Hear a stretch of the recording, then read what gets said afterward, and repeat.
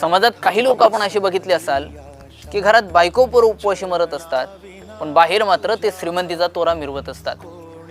यावर तुकोबराय मत म्हणतात की घरी रांडा पोरे मरती उपवासी, सांगे लोकांपासी थोरपण. बाहेर गळ्यात सोनं, अंगात ब्रँडेड शर्ट, AC गाडीतनं फिरणं आणि घरात बायको चुलीतलं शेवटचं लाकूड जाळते.